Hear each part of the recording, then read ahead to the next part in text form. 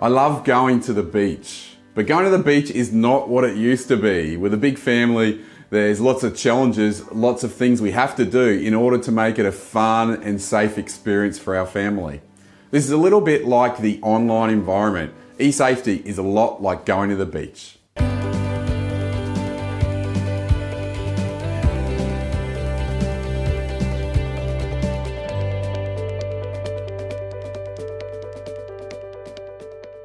Because of the safeguards involved, going to the beach is not like it used to be, right? When I go to the beach with my kids, it's a really difficult process. It's really good. It's a fun thing to do. But, sunscreen with 5 squirming kids is a challenge. Teaching the kids about swimming between the flags and constantly having eyes on them, it's a really difficult thing. It can be something that can almost make you not want to do it. And yet, the beach is a great experience, a bit like the internet. Now, for any old timers, going to the beach used to be very different. My dad, I think he never ever applied sunscreen in his entire life, right? When he went to the beach, he never ever swam between the flags. It's just something that people didn't do. But we now know the risks. I live in the skin cancer capital of the world, right? So applying sunscreen and teaching our kids about it is really crucial. We know, because of the loss of life, that swimming between the flags is a really important thing. That it might be safe 95% of the time, 99% of the time perhaps, but it's in that one moment that something can happen where having those safeguards in place is really critical. One of the challenges when it comes to danger is that a lot of young people can be a little bit overconfident and not realise that they're just a moment away from being in danger. This actually happened to me last year. I'm a little bit embarrassed to say when I was at the beach. I took my oldest daughter out beyond the breakers, and after a couple of minutes of swimming against the current with her on my back, I realised that I was in trouble. I was in a little bit of a rip, a bit of an undertow, and I needed help. And fortunately, there was someone there to help me that day. I put my hand up and someone on a surfboard actually came over and gave me a hand. It taught us both a really important lesson, and I think it's a lesson for the online space as well. It only takes a moment for a young person to find themselves in danger. And if there's not someone there for you to flag, for someone there for you to reach out to, then that can be one of those life-changing moments where really poor decisions and a person's health and safety can be in danger.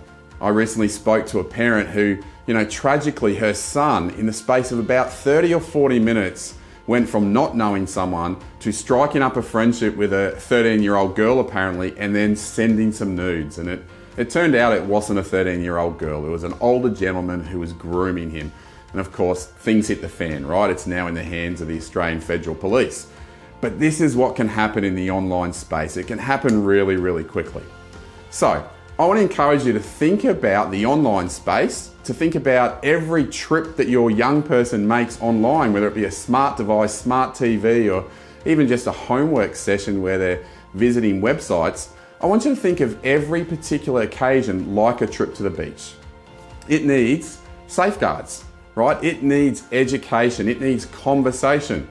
For parents, when they take the kids to the beach, if you're like me, you probably prep your kids a little bit. You have that same conversation about what to do if you get in trouble. You have that same conversation about swimming between the flags, about not forgetting the sunscreen.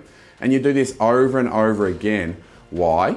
Because you're aware that you have to keep doubling up and repeating the same things in order to keep them safe.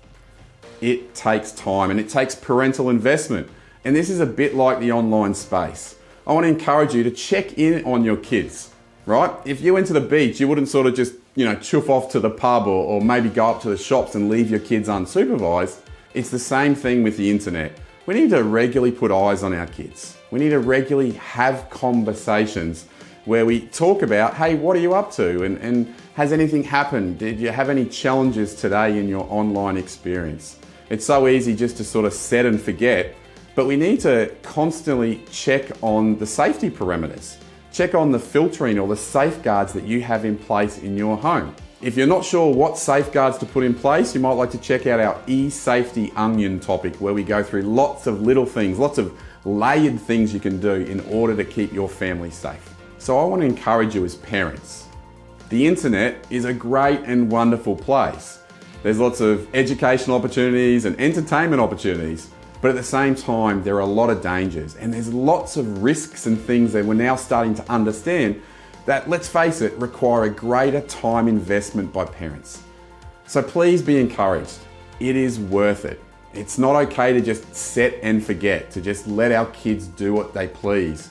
We need to keep having those conversations and keep checking on the safeguards and the things that we have in place.